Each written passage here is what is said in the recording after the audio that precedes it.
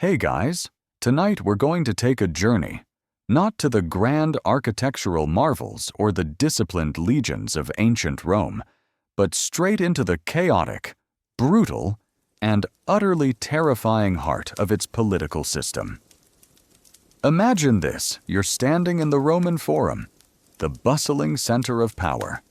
But it's not the serene collection of ruins you see today. It's a cacophony of shouting politicians, jostling crowds, and the metallic tang of ambition in the air. Every speech is a battle, every handshake a veiled threat, and every political maneuver could lead to immense power or a swift, horrifying death. This isn't the noble pursuit of civic duty. It's a cutthroat, horrifying business. And honestly, you probably won't survive a single political season here without being exiled, assassinated, or driven completely mad by paranoia. So, before you get comfortable, take a moment to like the video and subscribe, but only if you genuinely enjoy what I do here. And if you're feeling adventurous, drop your location and local time in the comments. I always love seeing where you guys are tuning in from. Now, dim the lights. Maybe turn on a fan for that soft background hum. And let's ease into tonight's journey together.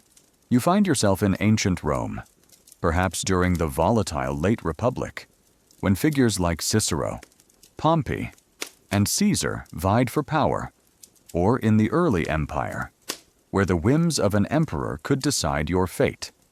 The Roman political system, whether a republic supposedly driven by the will of the people or an empire ruled by a single divine figure, was always a brutal, high-stakes game.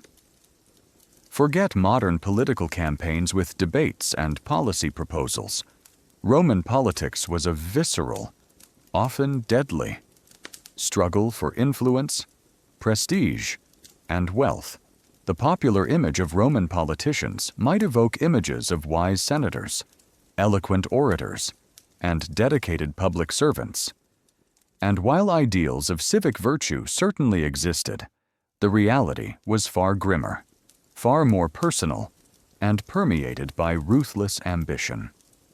Your life as a Roman politician, if you dared to enter this arena, was a constant battle against rivals, an endless scramble for alliances, and a perpetual dance with danger. The very air of the Forum crackles with tension. Here, laws are made, justice is dispensed, and the fate of an empire is decided. But every vote is swayed, every alliance is fragile, and every defeat can lead to profound ruin. The rhetoric is sharp, designed to cut, and personal attacks are often more common than reasoned arguments. You quickly learned that political power isn't just gained through wisdom, it's seized through cunning, bought with influence, and maintained by ruthlessness. One mainstream historical fact that immediately shatters the myth of orderly Roman governance is that Roman politics, throughout both the Republic and Empire, was characterized by intense, often violent, factionalism, pervasive corruption, ruthless competition for office, frequent use of assassination and exile against rivals, and recurrent periods of civil war, making it an incredibly dangerous and unstable profession for those who sought power. The political arena was a literal battlefield, not a debating hall. Think about it. Your idea of a political career involves dodging assassins, a particularly quirky tidbit that reflects the casual brutality and high stakes of Roman politics is the traditional practice of publicly displaying the severed heads of executed political enemies in the Forum on the rostra, the speaker's platform itself. At times during the Republic's later period, imagine giving a rousing speech where, just a few feet away, the decaying heads of your recently defeated rivals are rotting on display, a stark reminder of the consequences of political failure. Historians still argue whether the extreme brutality and personal nature of Roman politics compared to earlier, more restrained periods of the Republic were primarily an inevitable consequence of the vast wealth and power of the expanding empire, which made the stakes of political office unimaginably high and thus encouraged ruthless competition. Or if it was more a cultural byproduct of a society hardened by constant warfare, where violence became an accepted tool for achieving political ends, blurring the lines between military and civic life. Was it the allure of empire, or the normalization of violence, that made politics so horrifying? As you begin your political career, perhaps as a young novice homo new man seeking to make your name, or as an established patrician trying to maintain your family's ancient prestige, you quickly realize that principles often take a back seat to pragmatism. Your words are weighed not just for their wisdom, but for their potential to offend a powerful rival or rally support. Your alliances are constantly shifting, and your loyalty is often bought, not earned. The vastness of the empire and the sheer number of competing interests make the political landscape a dizzying, terrifying maze.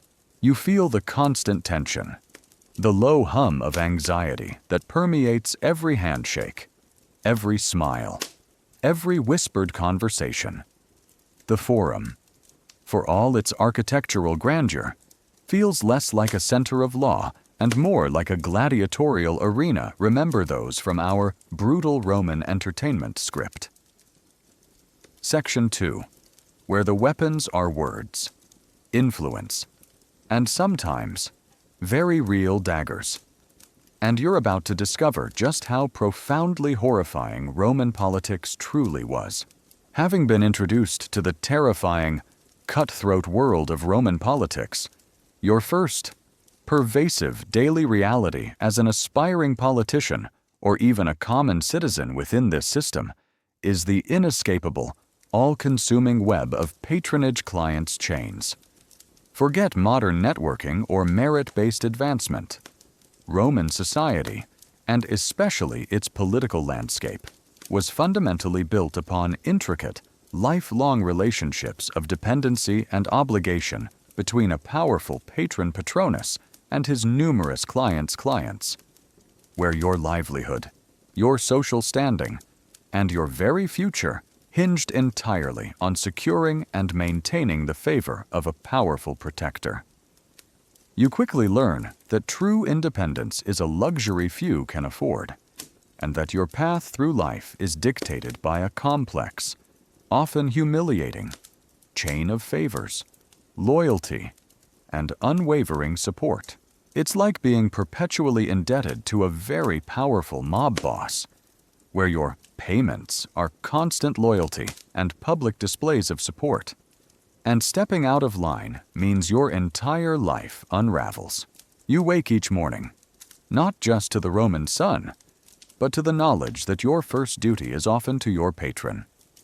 If you are an ambitious young politician, you might visit his lavish domus house in the early hours, joining a throng of other clients, all waiting patiently for a brief audience during his salutatio morning reception. If you are a humble plebeian, you might wait by the roadside, hoping for a nod of recognition, a small handout, or a word of support for your petty legal dispute. The air is thick with anticipation and deference. One mainstream historical fact that utterly defines Roman social and political life is that the system of patronage clientela was a fundamental pillar of Roman society, linking powerful patroni patrons with their numerous clients through reciprocal relationships of support and obligation, where clients provided political loyalty, public support, and services in exchange for their patrons' protection, legal aid, and financial assistance. This pervasive system permeated every aspect of Roman life, from daily interactions to major political campaigns. Think about it. Your social security system is essentially having a rich friend who lets you tag along. Imagine the daily rituals. As a client, your duties are clear. You greet your patron each morning, demonstrating your loyalty. You escort him through the forum, swelling his retinue and showcasing his influence. You publicly support his political campaigns, shouting his name in the forum, distributing pamphlets, or even casting your vote for his chosen candidates. You might perform small services, running errands, gathering information, or acting as a bodyguard. In return, your patron provides protection. Legal assistance. Remember how important that was in Roman justice. Financial aid, small handouts, gifts, or loans, and crucial connections that can advance your career or secure your livelihood. A particularly quirky tidbit that reflects the meticulous nature of these relationships is the Roman practice of having clients wear specific clothing or badges that identified them as belonging to a certain patron, acting as a visual testament to their allegiance.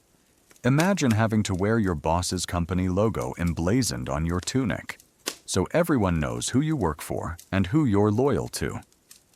Historians still argue whether the patronage system, by providing a crucial safety net and pathways for social mobility for millions of ordinary Romans, especially in a society without formal welfare systems, inadvertently contributed to the remarkable social cohesion and political stability of the Roman Republic and early empire by integrating diverse populations into a hierarchical, yet functional, network. Or if it was predominantly a tool of elite control and corruption, concentrating power in the hands of a few wealthy families and perpetuating systemic inequality and clientelism. Did it provide stability, or just maintain the status quo? The chains of clientage are strong and pervasive. If you're a politician, your success depends on building and maintaining a vast network of clients who will vote for you, speak for you, and even fight for you.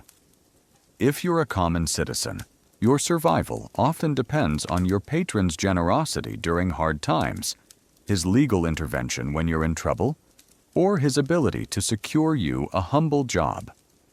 Your entire existence is a carefully cultivated performance of loyalty, constantly seeking to impress your patron and avoid his displeasure. Displeasure could mean disaster. If your patron withdrew his favor, if he fell from power, or if you were perceived as disloyal, your life could quickly unravel. You could lose your livelihood, face legal persecution without his protection, or find yourself utterly alone in a brutal, competitive society. The bonds of clientage were personal, not institutional, making your security highly precarious and dependent on individual relationships. You feel the constant pressure to maintain your patron's favor, the subtle humiliation of perpetual deference, and the profound awareness that your life is not entirely your own. You bow deeply as your patron passes, your voice respectful, your gaze unwavering, knowing that every act of loyalty is a link in the chain that binds you. The awful truth about Roman politics isn't just about grand struggles. It's about the pervasive, inescapable reality of patronage. Your life is consumed by a complex web of dependency and obligation, transforming every interaction into a calculated act of loyalty, ensuring that your survival, your livelihood, and your future are perpetually tied to the whims of a powerful protector, a constant reminder of the profound lack of true independence in the ancient Roman world. Having understood the pervasive chains of patronage that bound Roman society, your experience of politics next plunges you into the chaotic, often terrifying, reality of its democratic process. Elections bribery, violence, forget orderly queues and peaceful ballot casting. Roman elections, particularly during the Republic, were raucous, highly personal, and frequently brutal affairs. Where votes were openly bought, intimidation was rampant, and street brawls erupted as factions vied for control. You quickly learn that winning an election here isn't just about winning hearts and minds. It's about mobilizing your clients, outspending your rivals, and sometimes, literally, fighting for every vote, turning the very act of choosing leaders into a horrifying, chaotic street war. It's like being in a very intense, very violent political rally that doubles as a mob fight, and the winner gets to be consul. You find yourself in the Roman Forum, the bustling heart of political activity, on an election day. The air is thick with the shouts of candidates, the cheers of their supporters, the jostling of immense crowds, and the underlying tension of potential violence. You might be a citizen casting your vote, a supporter shouting for your patron, or even a mercenary hired to intimidate rival voters. The sheer volume of people is overwhelming, and the energy is palpable, a dangerous mix of civic duty and raw, untamed ambition. One mainstream historical fact that utterly shatters any romanticized notion of a pure Roman democracy is that Roman elections during the Republic were highly competitive and often violent events, characterized by widespread public bribery, distributing money or food, intimidation of voters by organized gangs, fervent campaigning in the Forum, and frequent street brawls between rival factions, making them far from a clean or fair democratic process. The control of votes was often achieved through direct, sometimes illegal, means. Think about it. Your idea of campaigning involves literally handing out cash to strangers. Imagine the campaigning.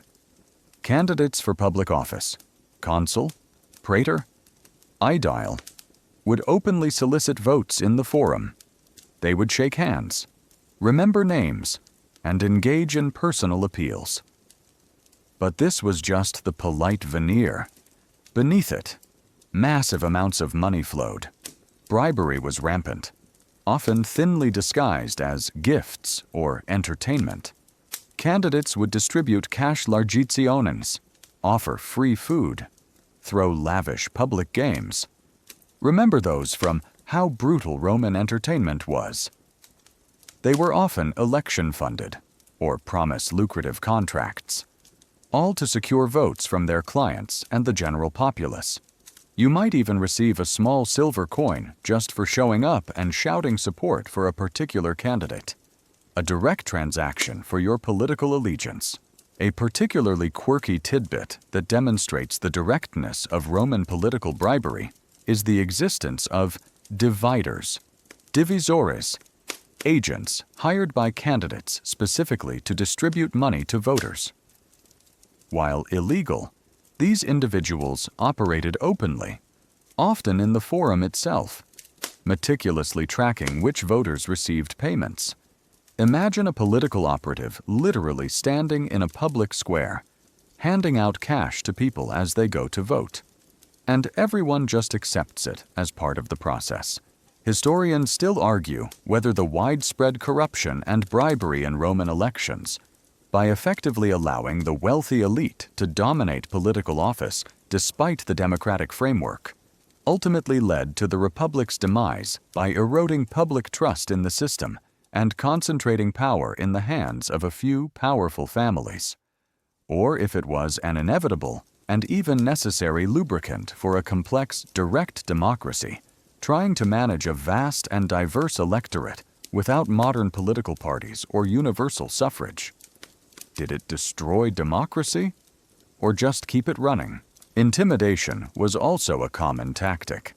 Rival factions would hire gangs of toughs, sometimes ex-gladiators or desperate ruffians, to physically intimidate voters, break up rival rallies, or even clash in outright street brawls. You might find yourself caught in a sudden surge of bodies, as rival gangs armed with clubs and daggers violently confront each other in the narrow streets leading to the voting enclosures. Saepta, the sounds of shouting, fighting, and the panicked cries of the crowd fill the air, turning civic participation into a dangerous encounter. Voting itself was not secret. Citizens would walk through a narrow passage, often under the watchful eye of officials and rival supporters, and cast their votes by dropping a tablet into an urn. Your vote, as a client, was expected to go to your patron's candidate. Remember patronage clients' chains from Section 2, and your failure to do so could have severe repercussions for your livelihood or your legal protection. The idea of a secret ballot was largely absent, making political choices highly public and subject to pressure. The campaigns were intensely personal. Candidates would highlight their ancestors' achievements, their military victories, their generosity to the public, and their connections. Slurs and personal attacks against rivals were common, often more effective than policy debates. Reputation was paramount. Remember that from Why Justice Sucked in the Middle Ages.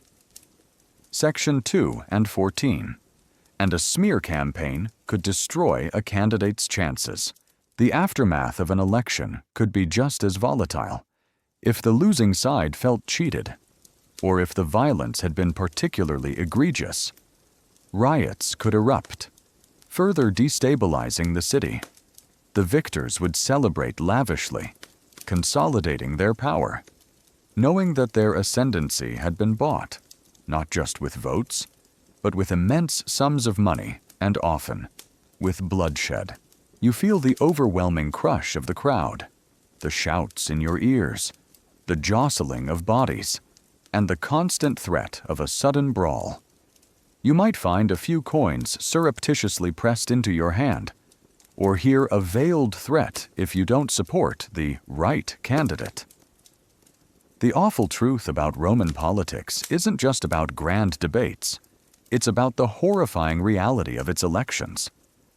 Your participation in the democratic process is a brutal, chaotic, and often corrupt business, transforming every vote into a commodity and every election into a dangerous street fight, ensuring that power was seized not just by popular will, but by massive bribery and relentless, often deadly, intimidation.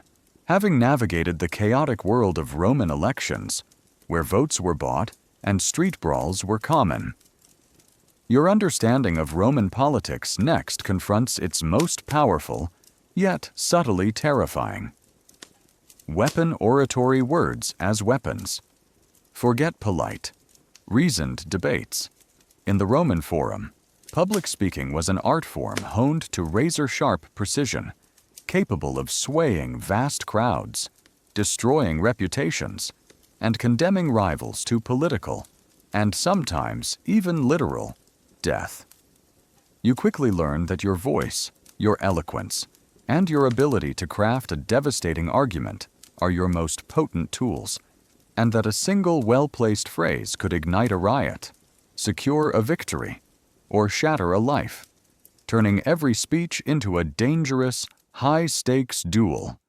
It's like being a master wordsmith, but your words are literal daggers, and your stage is a roaring, fickle mob. You stand in the Roman Forum, perhaps listening to a famous orator like Cicero, or preparing to deliver your own speech to the assembled citizens. The air is electric with anticipation.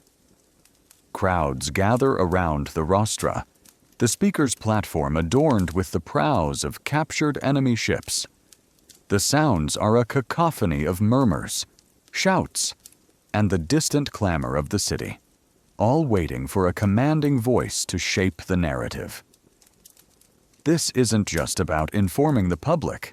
It's about persuading, manipulating, and utterly dominating the discourse. One mainstream historical fact that utterly defines the central role of public speaking in Roman political life is that mastery of oratory and rhetoric was absolutely essential for political success in the Roman Republic and Empire, with politicians using persuasive speeches in the Forum, the Senate, and law courts to gain popular support, attack rivals, defend themselves against accusations, and influence legislation, turning public discourse into a highly competitive and often brutal battle of words. Eloquence was power. Think about it. Your entire political career hinges on how well you can talk and how effectively you can tear down your enemies with words. Imagine the training. From a young age, aspiring Roman politicians underwent rigorous education in rhetoric, learning from tutors, practicing daily, and studying the speeches of great masters like Demosthenes or Cato the Elder. You'd learn not just the structure of an argument logic, evidence, though often flimsy, but the art of delivery voice modulation, hand gestures, facial expressions, timing, and how to command a crowd. You'd practice scathing personal attacks, subtle insinuations, and impassioned pleas, honing every linguistic weapon in your arsenal.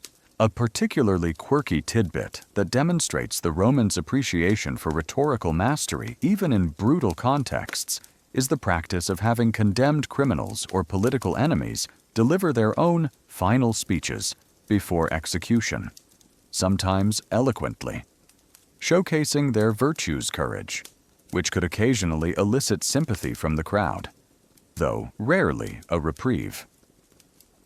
Imagine a literal death row inmate being given a microphone and the crowd actually judging the quality of his final words, even as he's about to be executed. Historians still argue whether the Roman emphasis on sophisticated oratory and highly personal attacks in political discourse primarily reflected a genuine cultural appreciation for intellectual wit and rhetorical skill, fostering a lively and competitive public sphere, or if it also inadvertently led to a focus on superficial performance and character assassination rather than substantive policy debate, contributing to the factionalism and instability of the Republic.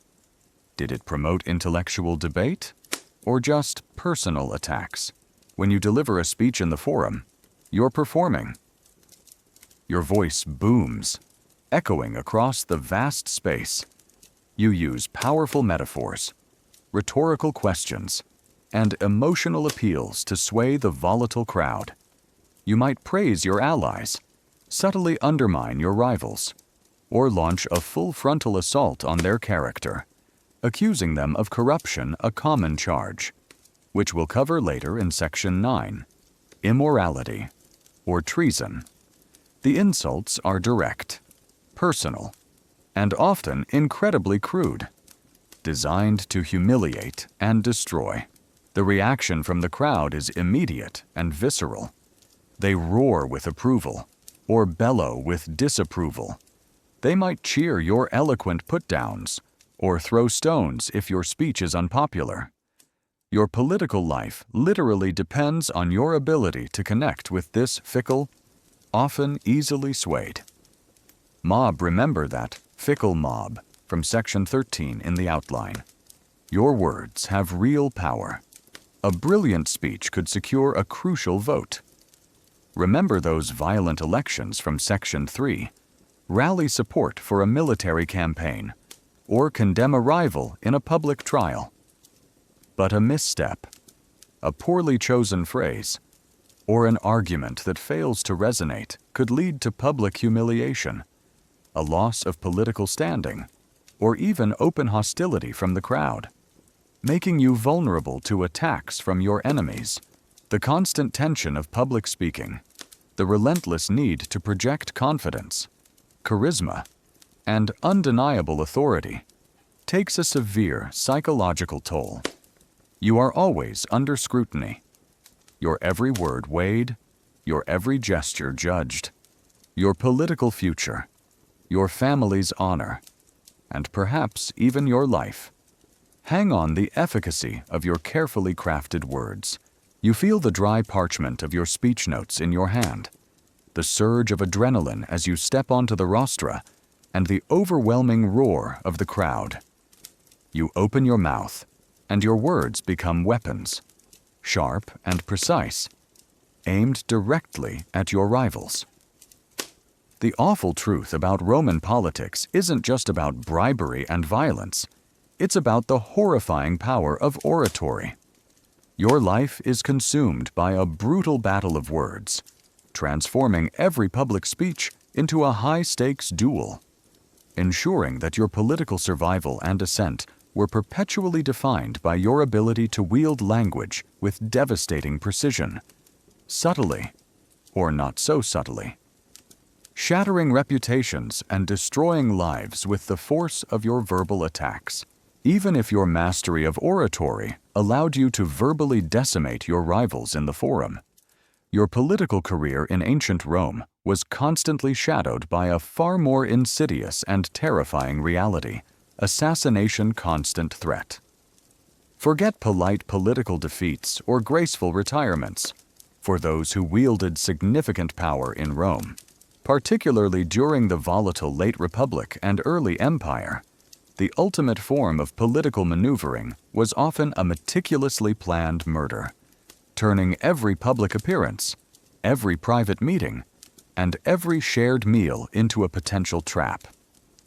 You quickly learn that the higher you climb on the ladder of Roman power, the sharper the knives concealed in the shadows, and that your greatest enemy might not be a political opponent, but a hired blade or a poisoned cup.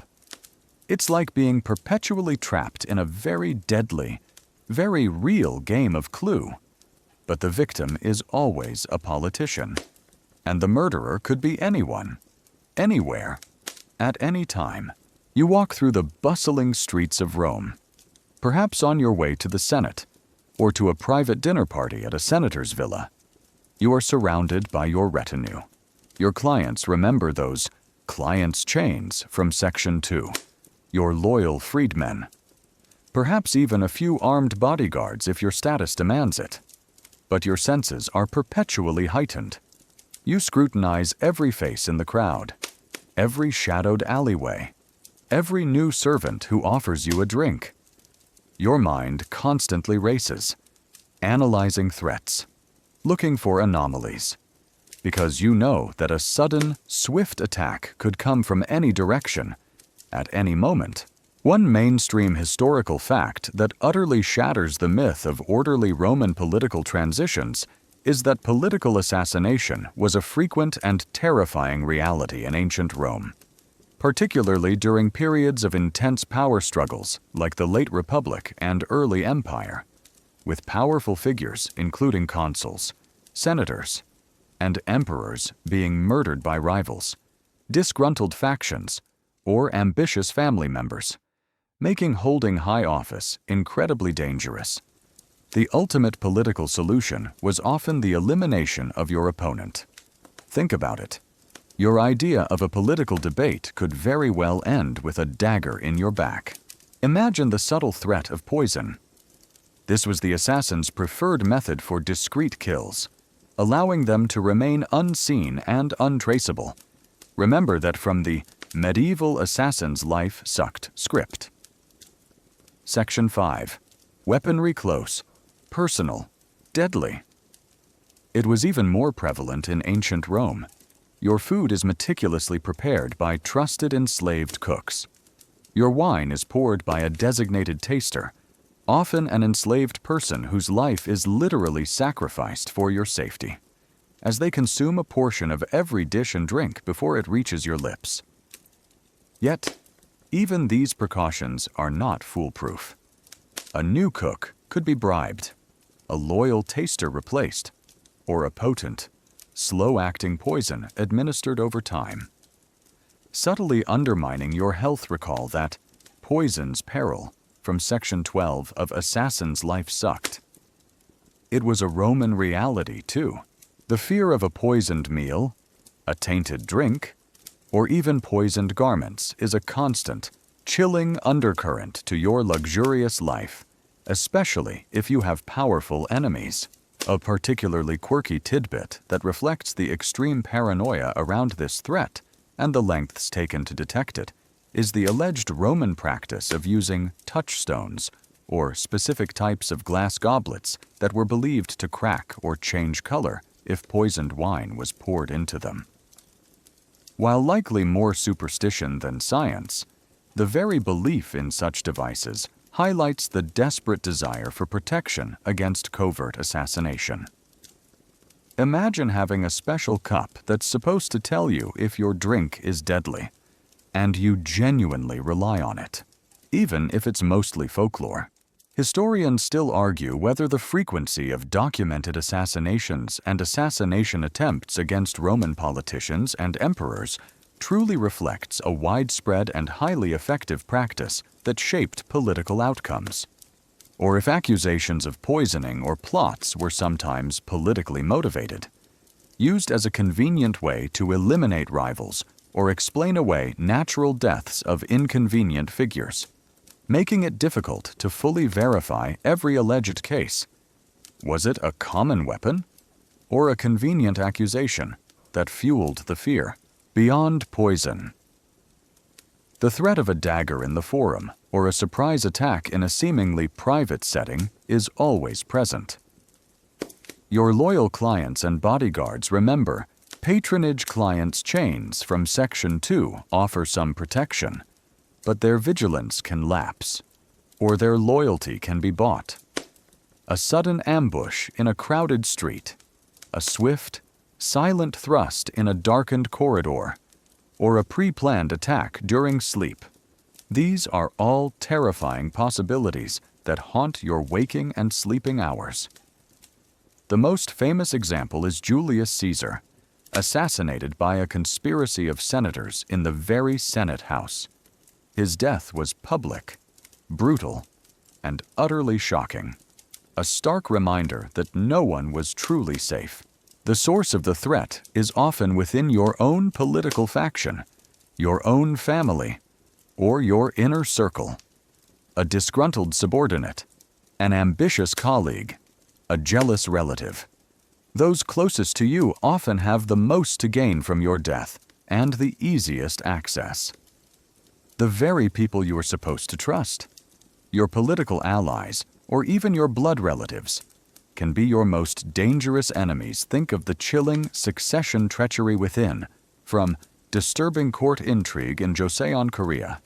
Section 11. This adds a profound layer of psychological burden to your existence, transforming familial or political bonds into a potential viper's nest of intrigue and betrayal. You live in a state of perpetual vigilance, your nerves frayed, your mind constantly racing, searching for hidden motives, deciphering veiled threats. Every whispered conversation, every unexpected movement, every new face is a potential sign of impending doom. The magnificent palace or the bustling forum, with its grand architecture, feels less like a place of power and more like a beautifully decorated trap. You feel the constant thrum of anxiety, the cold knot of fear in your gut, and the profound, isolating burden of absolute power, knowing that it makes you the ultimate target. You shake hands with a smiling rival, meeting his gaze, but your mind is already assessing his intentions, wondering if his hand conceals a dagger, or if his smile hides a poisoner. The awful truth about Roman politics isn't just about eloquent speeches, it's about the terrifying, insidious reality of assassination. Your life is a constant, terrifying gamble against plots and betrayals from those closest to you, transforming every meal, every public appearance, and every night's sleep into a perilous test of survival, ensuring that the heavy price of wearing the toga of power was a constant chilling threat of sudden, brutal death.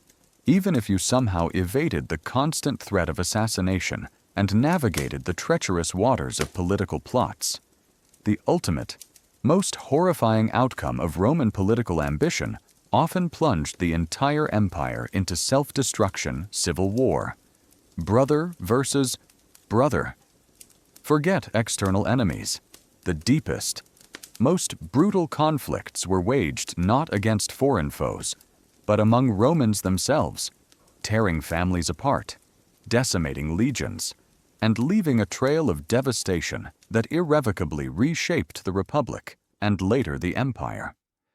You quickly learn that Roman political disputes, when they escalated, didn't just affect politicians. They engulfed entire nations in a relentless, fratricidal struggle where your closest kin could become your deadliest adversary, turning the very fabric of society into a battlefield. It's like being caught in a permanent, brutal family feud. But your family is the entire country, and the weapons are entire armies. You hear the chilling news from the forum, or perhaps a messenger gallops into your villa. Rival legions are marching. A powerful general, perhaps a former ally or even a family member, has crossed the Rubicon or defied the Senate, challenging the established order by force. The initial shock gives way to a profound sense of dread.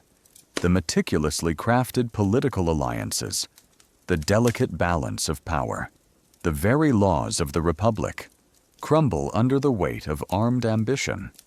The era of internal peace is shattered, replaced by the terrifying specter of Romans fighting Romans. One mainstream historical fact that utterly defines the brutal reality of Roman politics is that the Roman Republic and early empire were repeatedly torn apart by devastating civil wars, where powerful generals and political factions engaged in prolonged, large-scale armed conflicts against each other, leading to immense casualties, widespread destruction, economic devastation, and profound social and political upheaval that ultimately led to the Republic's collapse and the rise of the empire. These were not mere skirmishes. They were total wars fought within the heart of Rome. Think about it. The fiercest enemy Rome ever faced was itself. Imagine the agonizing choices you face. Which side do you support? Your patron, remember those client's chains from Section 2, might align himself with one faction, demanding your loyalty and risking your life. Your family members might be on opposing sides, forcing you into an impossible dilemma where loyalty to kin clashes with political necessity. Neutrality is often not an option. In civil war, you are either with us or against us, and both choices carry immense risks. A particularly quirky tidbit that reflects the brutal, yet often personal nature of these civil wars is the practice of Roman generals addressing the opposing legions directly before battle, appealing to their shared Roman identity, sometimes even calling out individuals by name, trying to convince them to switch sides rather than fight fellow Romans. Imagine your general trying to win over the enemy by essentially shouting, "Hey, remember me? We used to fight together against the Gauls. Come join us. Don't fight your actual countrymen." Historians still argue whether the frequency and ferocity of Roman civil wars were primarily an inevitable consequence of the Republic's unwieldy political structure and its inability to peacefully manage the ambitions of powerful individuals and the vast wealth of the empire, or if it also reflected a particular cultural characteristic of Roman elites, who were accustomed to using violence and military might to achieve political ends, having constantly been at war externally, blurring the lines between military victory and political dominance. Was it systemic flaw or cultural habit that led to civil wars? The campaigns are brutal. Roman legions, once an unstoppable force against foreign enemies, are now turned against each other. You might be conscripted or volunteer to fight in these fratricidal conflicts, enduring forced marches, pitched battles, and brutal sieges. The scale of the bloodshed is immense, far surpassing many foreign wars.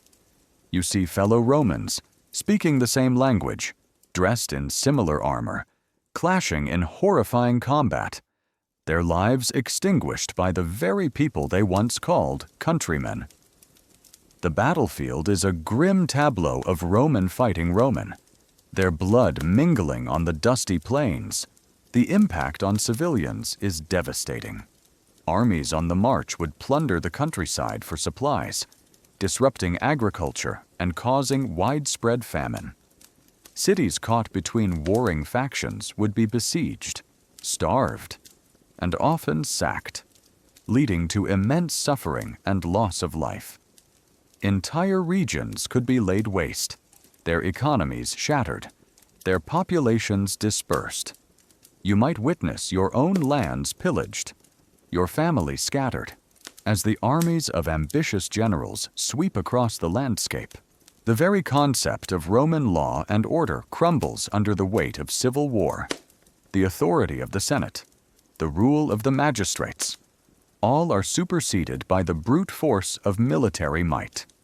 Power flows from the sword, and justice becomes the whim of the victorious general. Prescriptions, which we'll discuss in the next section, become a terrifying tool for eliminating political enemies, often with no pretense of trial. The psychological toll on the survivors is immense. You live through periods of profound uncertainty, constant fear, and the heartbreaking reality of seeing your society tear itself apart. The loyalty demanded by rival factions forces agonizing choices, leading to deep resentments and lasting trauma. The memory of Romans fighting Romans, of cities sacked by their own countrymen, casts a long, dark shadow over the future. You feel the ground tremble beneath your feet as distant legions march, the air thick with the unspoken fear of impending conflict. You weigh your loyalties, your family's safety, and your own survival, knowing that any choice could lead to ruin. The awful truth about Roman politics isn't just about individual assassinations. It's about the horrifying reality of civil war. Your life is consumed by devastating internal conflicts, transforming your nation into a perpetual battlefield where brother fights brother, ensuring that the heavy price of Roman ambition was paid not just in foreign lands, but in the relentless, heartbreaking destruction of its own people and its own future. A constant testament to the ultimate, horrifying cost of unchecked political power. Even after surviving the brutal, fratricidal carnage of civil war, your life in Roman politics offered no true peace, for the victors often unleashed a new, utterly terrifying instrument of control. Prescriptions legalized murder. Forget trials or even formal accusations. These were horrifying. Officially sanctioned lists of condemned political rivals, published for all to see, turning entire cities into hunting grounds where bounty hunters and desperate citizens could murder the proscribed with impunity, seizing their property, and ensuring a chilling, utterly arbitrary purge of enemies.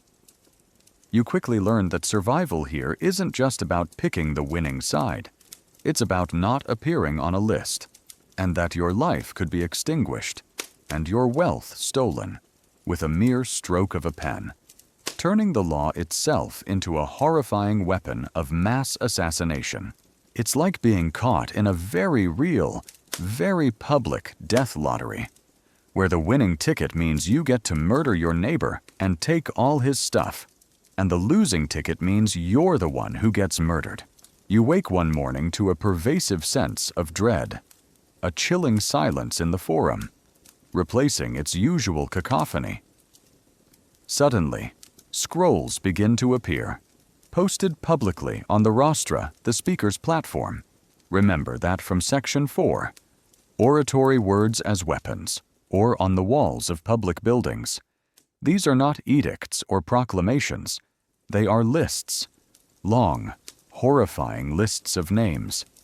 Your eyes scan them, a cold knot tightening in your stomach. These are the proscription lists, published by the triumphant general or faction, marking their political enemies for death.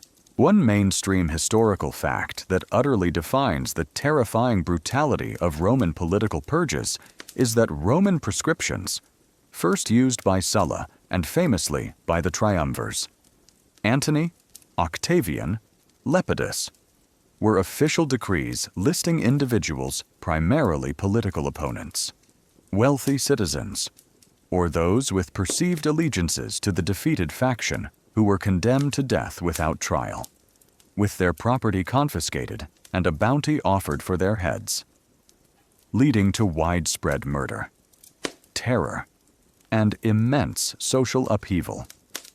This legalized murder was a ruthless tool for consolidating power and eliminating dissent.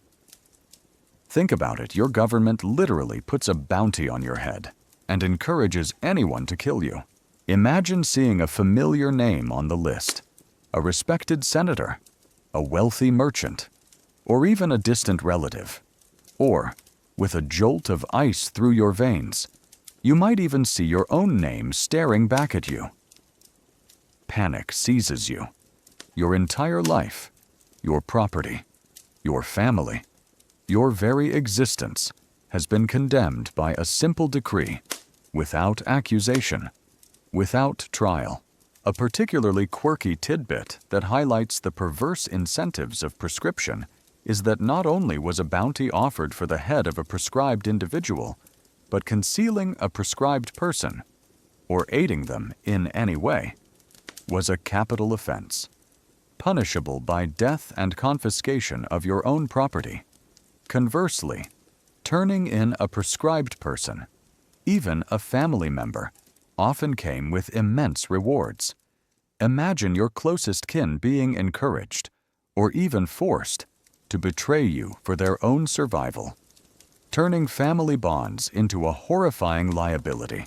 Historians still argue whether the Roman prescriptions, by brutally eliminating powerful opposition and seizing vast wealth for the victorious faction, effectively contributed to the consolidation of political power and the eventual stability of the imperial system, or if their inherent lawlessness, terror, and profound erosion of legal norms created a lasting climate of fear and instability that ultimately undermined the rule of law and perpetuated cycles of violence for generations to come. Did it bring order? Or just deepen the chaos? The chaos that follows the posting of these lists is immediate and widespread. Terror grips the city. Friends betray friends. Neighbors turn on neighbors. And even family members might denounce each other for the promise of reward, or out of fear for their own lives. Bounty hunters, often desperate men or former soldiers, scour the city and countryside, eager to claim the blood money.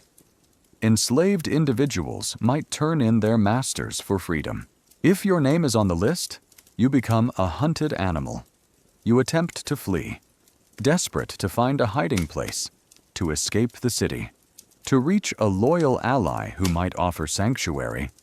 But escape is incredibly difficult. Every face is a potential hunter. Every shadow a potential assassin. Remember those guys. Section 5. Your own wealth, which might have protected you before recall. Fines and Wergild wealthy's escape from Section 10. Now makes you an even more desirable target, as your property is automatically confiscated by the state upon your death. The scale of death is immense. Thousands of Romans, not just political figures, but often their associates, their freedmen, their wealthy clients, or simply anyone whose property was desired, were ruthlessly murdered during proscriptions. Their bodies would be left unburied, often headless, as proof for the bounty, further desecrating their memory. The streets become stained with blood, and the air filled with the cries of those being hunted and the sounds of looting. The psychological toll on the survivors is profound. You live in a constant state of terror, never knowing if a new list will appear, if your name will be on it, or if a trusted acquaintance will betray you. Trust is utterly annihilated. Paranoia becomes a way of life. Remember that from Disturbing Court Intrigue in Joseon, Korea. Section 8.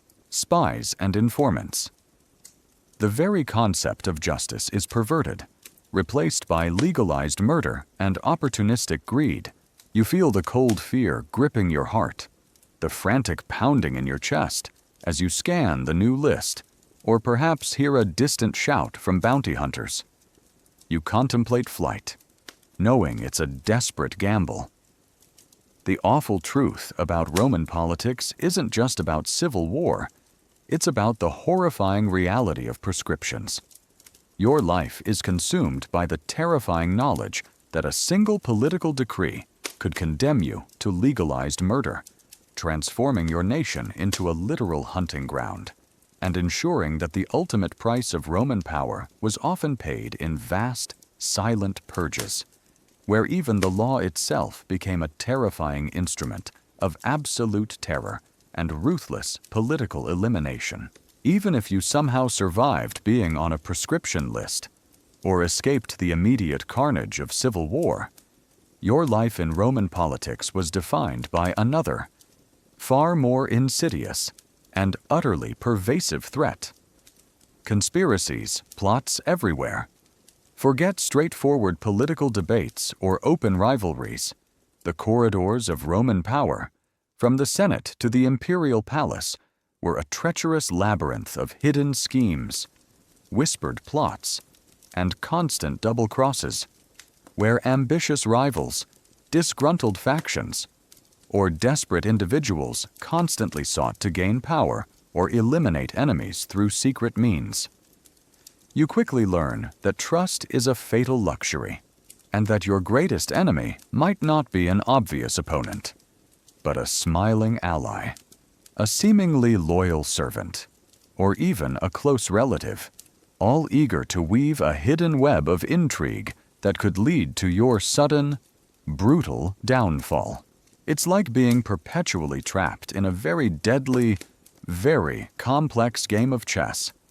But half the players are secretly working together to take you out, and you never know who to trust.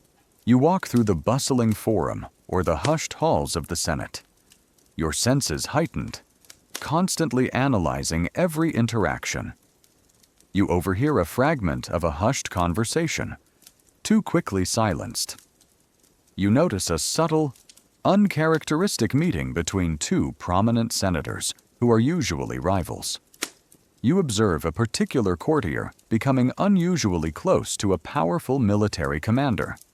These aren't just random occurrences. They are the subtle, chilling signs of a plot brewing, a conspiracy slowly taking shape in the shadows. Your mind is perpetually racing, trying to decipher veiled glances, interpret ambiguous words, and uncover the hidden threads of intrigue that constantly threaten to unravel the fabric of Roman power. One mainstream historical fact that utterly defines the treacherous reality of Roman politics is that conspiracies to overthrow emperors, assassinate powerful figures, or seize control of the state were a constant feature of both the Roman Republic and Empire, driven by immense ambition, political rivalries, and a culture of ruthlessness, leading to pervasive paranoia among the elite and frequent violent purges of suspected plotters. The pursuit of power often bred a climate of constant, secret plotting. Think about it. Your idea of political maneuvering involves constantly watching your back for a knife. Imagine the subtle methods. A conspiracy might begin with a few disgruntled senators, meeting in secret, whispering their grievances against a tyrannical emperor or an overbearing rival. They might draw in ambitious younger men, promising them power and wealth. They would communicate through coded messages. Secret meetings in remote villas remember those parties from a few segments ago. Section 1, where seemingly innocent gatherings could hide darker purposes, or through trusted, often enslaved, messengers. Every step is taken with extreme caution. Knowing that discovery means agonizing torture, recall that from What Happened If You Were a Criminal in Medieval Times. Section 8, and a brutal death. A particularly quirky tidbit that demonstrates the Romans' often pragmatic and sometimes cynical approach to dealing with conspiracies is the alleged use of counter-conspiracies. An emperor or powerful figure might deliberately allow a minor plot to develop, secretly monitoring it, in order to then uncover it publicly and use it as an excuse to eliminate broader opposition or purge a larger faction, turning a small conspiracy into a massive political cleanup. Imagine your leader letting a small rebellion fester, just so he can publicly crush it and get rid of all his enemies at once. Historians still argue whether the apparent frequency of conspiracies in Roman political life was primarily a direct consequence of the immense, centralized power concentrated in the hands of a few powerful generals, making the stakes of political change so high that assassination or coup became almost the only viable option for ambitious rivals. Or if the prevalence of literary accounts of conspiracies, especially in Tacitus or Suetonius, was partly exaggerated for dramatic effect, or to portray emperors as perpetually under threat, making the historical record itself a form of political commentary rather than a purely objective account of plotting. Was it true political necessity or literary exaggeration that filled Roman history with so many plots? The motivations for conspiracy were varied pure ambition, a desire for vengeance against a perceived injustice, a patriotic belief that a tyrant must be overthrown, or simply a desperate attempt to gain power and escape obscurity. The conspirators might come from any social class: disgruntled senators, ambitious equestrians, disloyal Praetorian guards, the emperor's elite bodyguards, who themselves often played a role in plots, or even members of the imperial family. The threat truly was everywhere. The psychological toll on those involved, both the plotters and the targets, is immense. As a plotter, you live in perpetual fear of discovery. Every shadow a potential informer, every whisper a threat. Your nerves are constantly frayed, your sleep disturbed by nightmares of torture and execution. As a target, your paranoia remember that from Assassin's Life Sucked. Section 9. Isolation Trust. No one becomes a way of life. You trust no one completely, constantly assessing loyalty, constantly looking over your shoulder. Every loyal smile might conceal a hidden agenda. Every familiar face a potential betrayer. If a conspiracy is uncovered, the consequences are swift and brutal. Mass arrests, widespread torture to extract names, recall torture extracting confessions from medieval justice, and agonizing public executions, remember those grim finality displays from Section 12 of What Happened If You Were a Criminal in Medieval Times would follow. The sheer terror would send a chilling message to anyone else contemplating defiance. The loyalty of your clients from Section 2 would be tested. Many would betray you to save themselves. You feel the constant hum of suspicion, the cold dread that permeates every interaction, and the chilling realization that power is a double-edged sword, constantly threatened by the very ambition it inspires. You watch a powerful figure, seemingly secure, but you also see the subtle flicker of fear in his eyes, the slight tension in his posture, and you know that somewhere, in the dark corners of the city or the palace, someone is planning his downfall. The awful truth about Roman politics isn't just about open elections. It's about the horrifying reality of conspiracies. Your life is consumed by a perpetual dance with hidden schemes and pervasive paranoia, transforming every political arena into a literal minefield, ensuring that the heavy price of Roman power was perpetually paid in secret plots, violent purges, and the chilling, ever-present threat of betrayal, a constant testament to the terrifying underbelly of Roman ambition. Even if your political career somehow avoided the deadly clutches of conspiracy, and you managed to navigate the perilous waters of plots, your pursuit of power in ancient Rome was constantly tainted by another, equally pervasive and utterly demoralizing reality: corruption, graft, and greed. Forget ideals of public service or transparent governance. The Roman political system, from the highest offices to the lowliest administrative roles, was riddled with widespread bribery, extortion, and the exploitation of public office for personal gain, turning every political position into an opportunity for illicit enrichment. You quickly learn that influence is often bought, justice can be swayed, and that the public good frequently takes a back seat to the insatiable hunger for wealth, making integrity a rare and often dangerous luxury.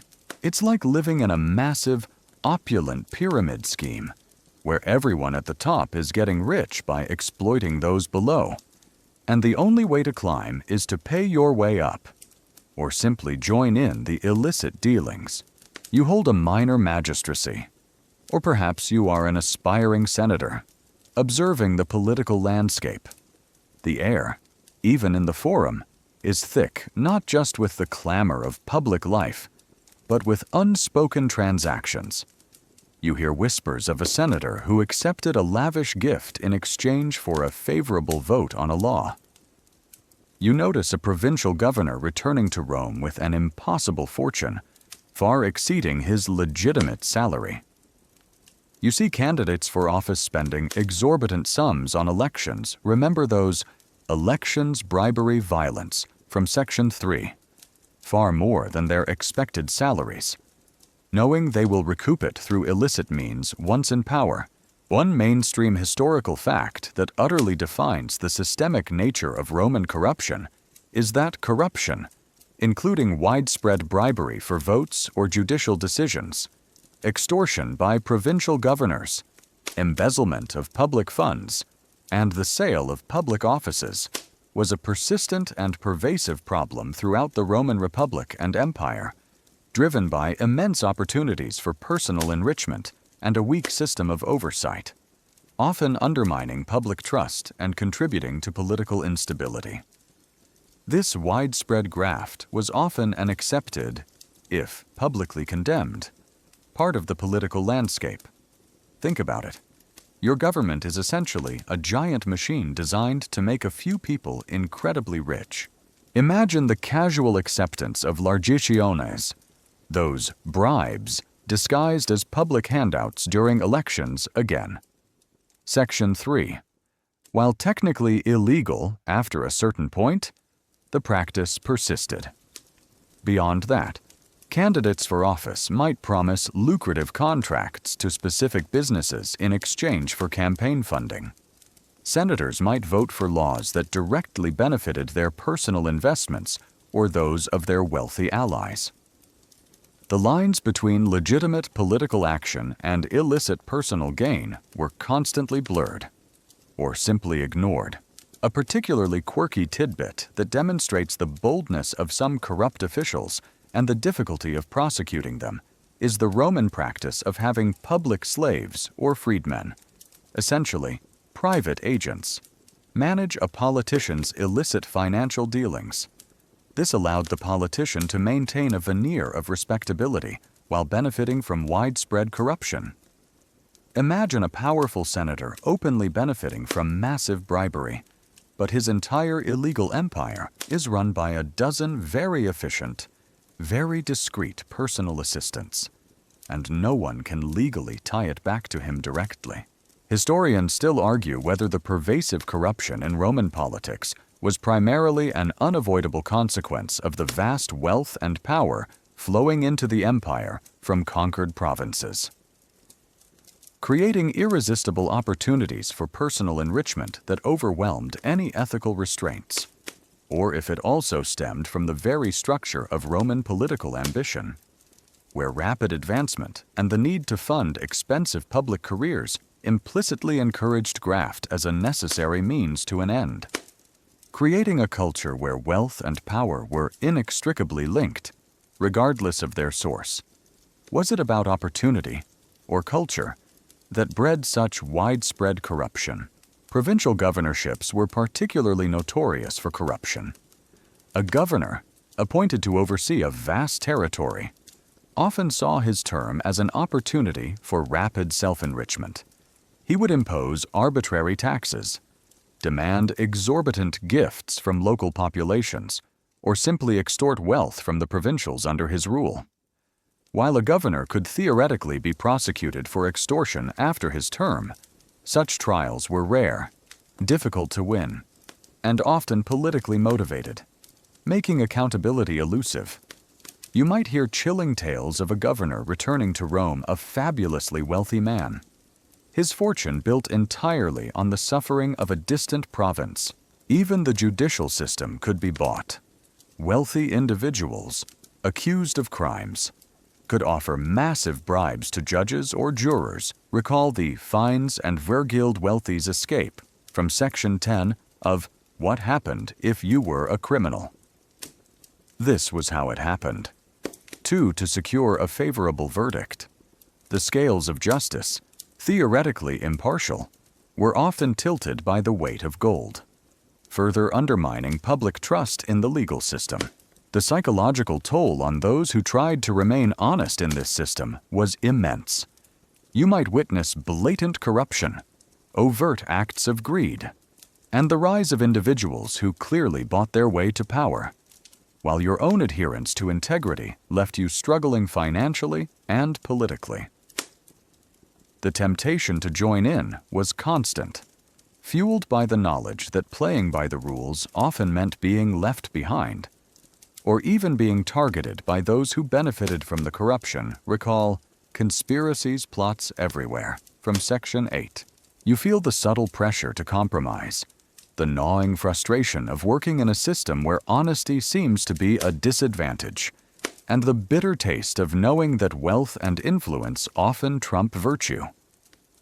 You see a rival politician, whose wealth is clearly ill-gotten, rise rapidly through the ranks, and you understand the dark bargain he has made. The awful truth about Roman politics isn't just about plots and civil wars. It's about the pervasive, demoralizing reality of corruption. Your life is consumed by a constant battle against graft and greed, transforming every political office into an opportunity for illicit enrichment, ensuring that the very system designed to govern an empire was perpetually undermined by the insatiable hunger for personal wealth, leaving a legacy of profound cynicism and a constant erosion of public trust. A horrifying testament to the price of power in ancient Rome. Even if your political ambition somehow avoided the corrupting allure of graft and greed, or if your integrity shielded you from the widespread bribery. Another chilling and often unavoidable fate awaited those who fell from power, exile, political death. Forget a quiet retirement from public life. In ancient Rome, banishment from the city, often to a remote and inhospitable location, was a brutal and humiliating punishment, stripping you of your property, your social standing, and your very identity, condemning you to a living death, far from the center of power and the comforts of your familiar world. You quickly learn that failing in Roman politics means not just losing an election, it means losing everything, becoming a non-person, effectively erased from the very society you once served. It's like being completely cut off from your entire life, thrown into a desolate wilderness, and everyone you know is forbidden to even speak your name, or risk the same fate. You receive the decree, perhaps delivered by grim-faced lictors or a somber imperial official. The charges might be vague: treason, corruption, insulting the emperor, or simply being on the wrong side of a political purge. Remember those prescriptions legalized murder from Section 7. Your immediate reaction is a wave of shock, followed by profound dread. This is not the noble, honorable death of a senator assassinated in the Forum from Section 5. This is a slow, agonizing process of erasure, a forced removal from the very fabric of Roman life. One mainstream historical fact that utterly defines this brutal, yet often non-lethal punishment is that exile exilium was a common and severe punishment for Roman politicians, intellectuals, and wealthy citizens who fell out of favor, involving forced banishment from Rome and its provinces, confiscation of property, loss of citizenship rights, and severe social humiliation, effectively ending their political careers and often leading to profound personal suffering. It was a crucial tool for consolidating power and neutralizing opposition without resorting to outright execution in every case, though it was often a prelude to death. Think about it. Your punishment is to become a nobody. Overnight, imagine the sudden, brutal rupture from your life. Your opulent villa, your vast estates, your precious possessions, all are confiscated by the state. Your political career, painstakingly built over decades, is utterly destroyed. Your name, once revered in the Forum, is now whispered with caution or openly condemned. You are stripped of your Roman citizenship rights, making you a legal alien in lands that were once part of your empire. You are effectively erased from public memory, your statues perhaps toppled, your achievements officially forgotten. A particularly quirky tidbit that highlights the psychological cruelty of exile is that for some exiles, particularly those banished to remote islands like the notoriously bleak Pandateria or Planasia, their closest companions might be former slaves who chose to follow them into exile, demonstrating a strange loyalty forged in shared hardship, or perhaps a desperate attempt to retain some semblance of connection to their former lives. Imagine having to rely on your former enslaved servants for basic survival in a desolate location because everyone else has abandoned you.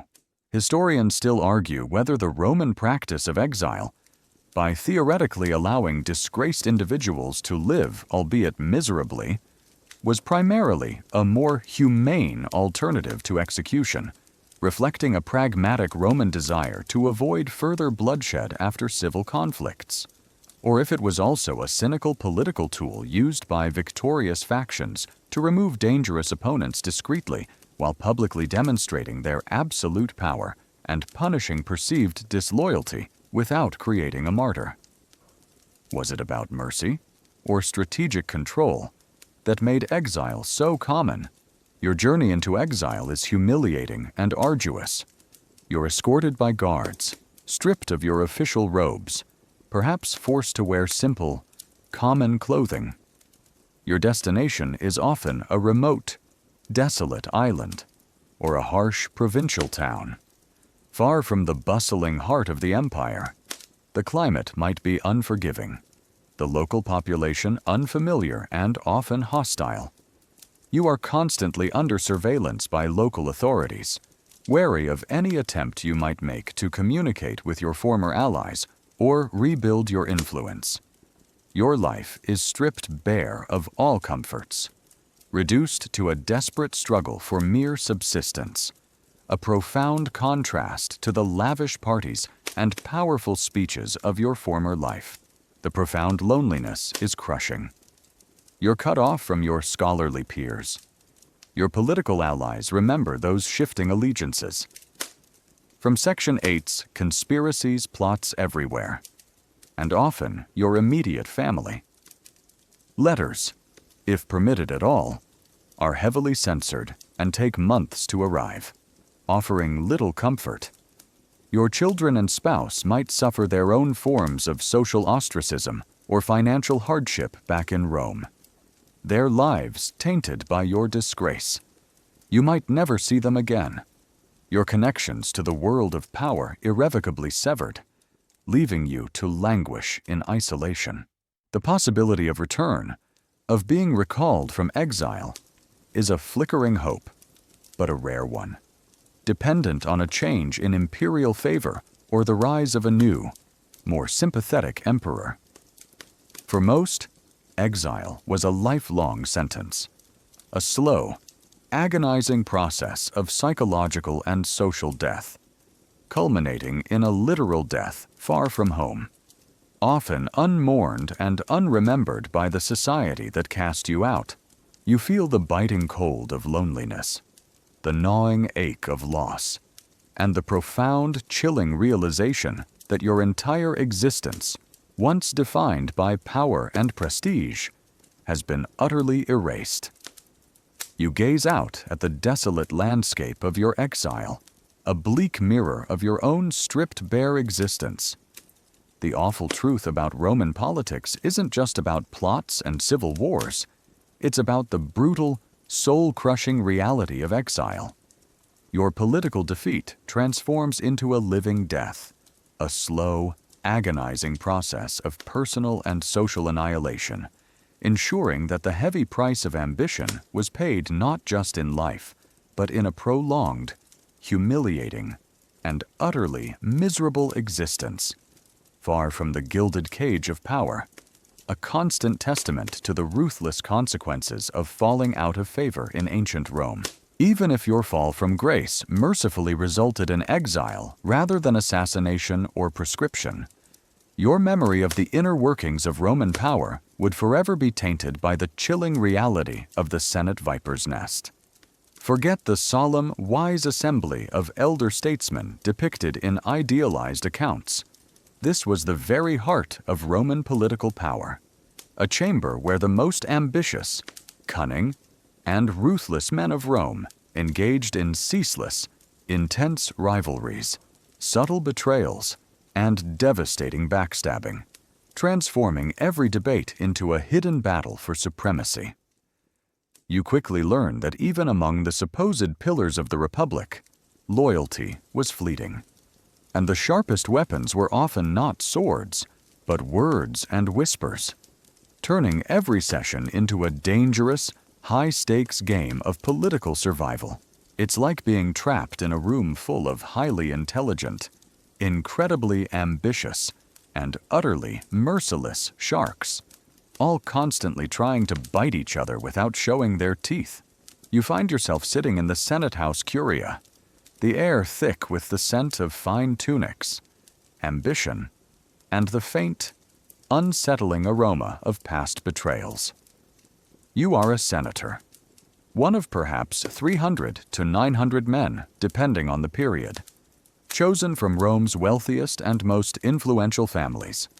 You are supposedly Rome's guiding hand, its collective wisdom, but the reality is a constant, grinding competition for prestige, power, and wealth.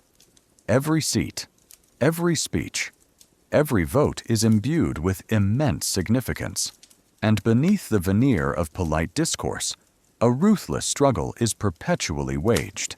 One mainstream historical fact that utterly defines the treacherous nature of this elite body is that the Roman Senate, despite its formal authority and prestige, was a hotbed of intense political rivalries, personal feuds, and constant maneuvering between powerful aristocratic families and factions, leading to frequent public denunciations, backstabbing, the formation of temporary alliances, and the strategic ruin of opponents, making it a highly volatile and dangerous arena for ambitious politicians. The Senate was a place where careers, and sometimes lives, were made or broken through cunning and relentless competition. Think about it. Your work colleagues are literally trying to destroy your life. Politely. Imagine the debates. A seemingly straightforward discussion about grain distribution or military appropriations might quickly devolve into thinly veiled personal attacks. Senators would use their mastery of oratory, remember words as weapons, from Section 4 to praise their allies and subtly, or not so subtly, condemn their rivals, digging into past scandals, exaggerating perceived flaws, or questioning their patriotism. The insults were often cutting, precise, designed to shatter reputations, and were considered a legitimate part of the political game. You would watch, trying to read the subtle cues, the tightening of a jaw, the flicker of anger in an eye, knowing that your own words could provoke a similar, devastating response. A particularly quirky tidbit that demonstrates the Romans' personal approach to political rivalry is the practice of name-calling in the Senate, where senators would openly hurl insults and crude epithets at each other during debates, sometimes resorting to extremely vulgar language to discredit opponents. Imagine a modern parliament where politicians regularly called each other donkey dung eaters or accused each other of bizarre sexual perversions, all as part of official debate.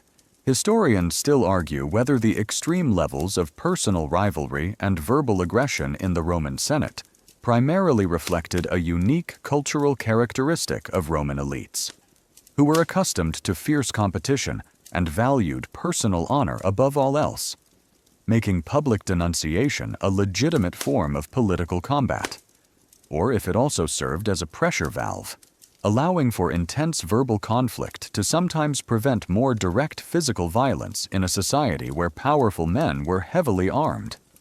Did it prevent bloodshed, or just amplify aggression? Alliances within the Senate were fluid and precarious. You might align yourself with a powerful faction, perhaps led by a renowned general or a respected orator, but these alliances were often temporary, based on shared interests or mutual enemies, and could shift dramatically with the political winds. Loyalty was not absolute.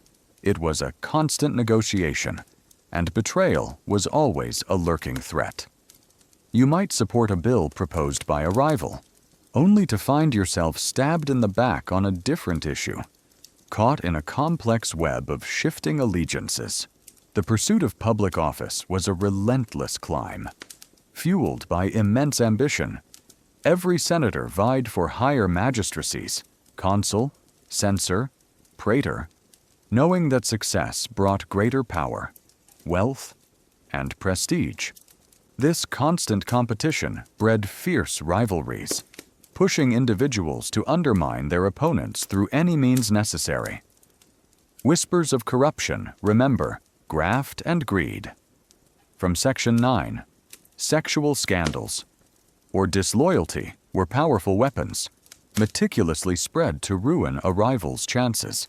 If you were unsuccessful, if your political ambitions were thwarted, the consequences could be devastating: loss of prestige, financial ruin, or even the chilling specter of exile. Remember that political death from Section 10 or prescription. Recall legalized murder.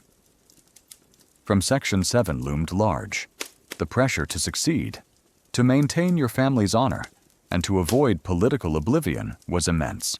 The emperor, in the later empire, tried to control the Senate, often filling it with his loyalists and reducing its independent power. But even then, the rivalries persisted.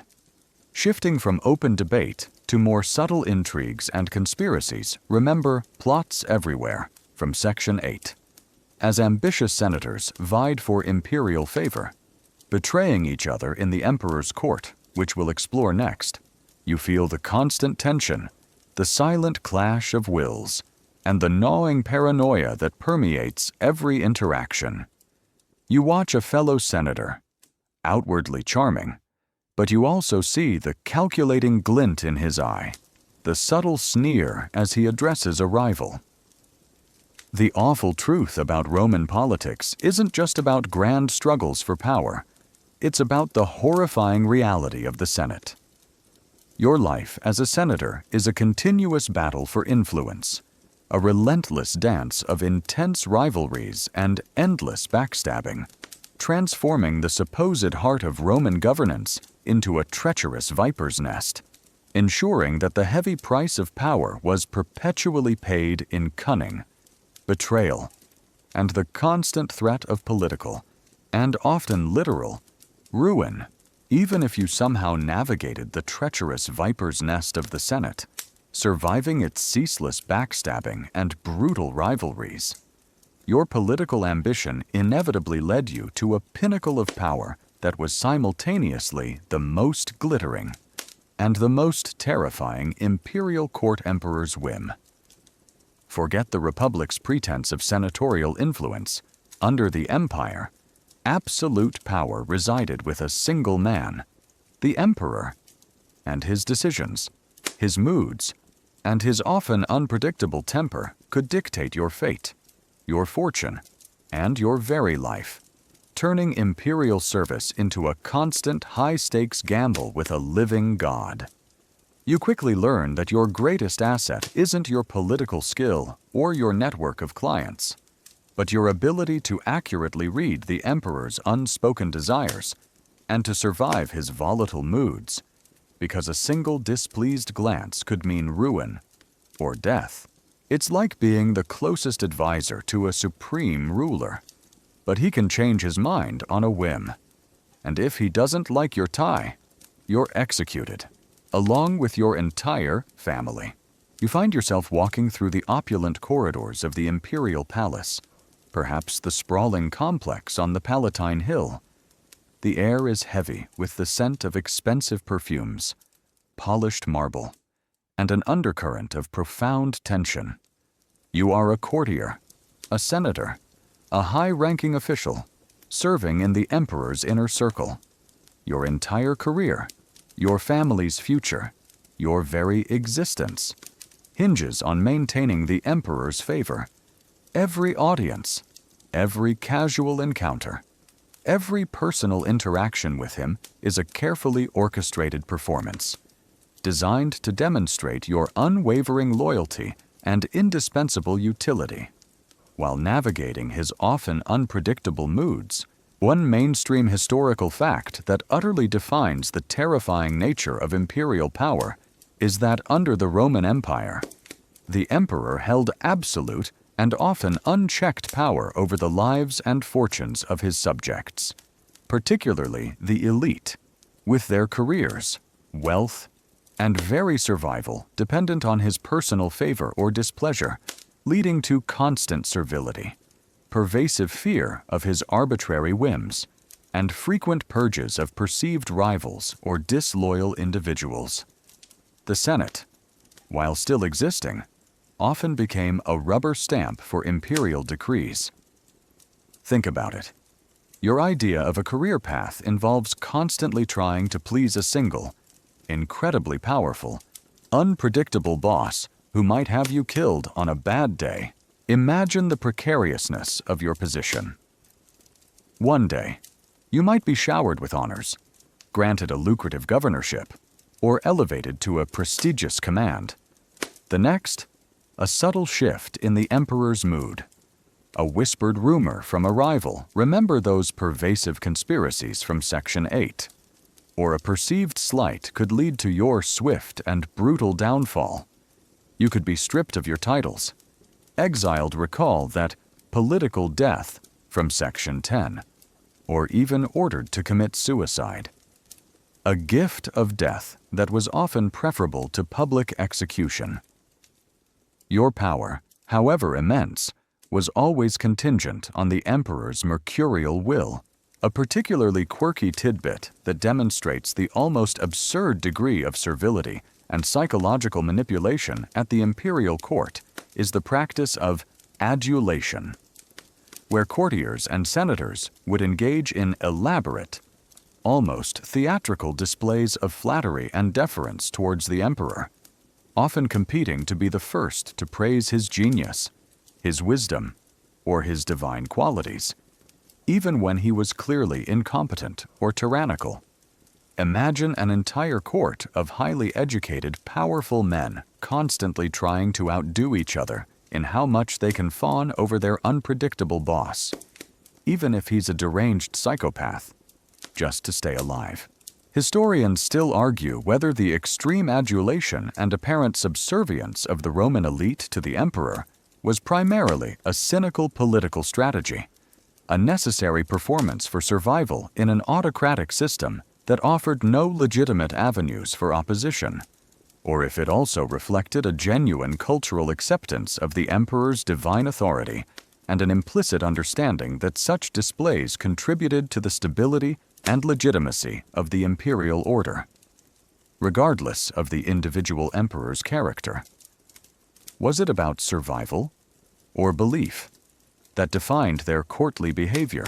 The emperor's unpredictable nature was a constant source of terror.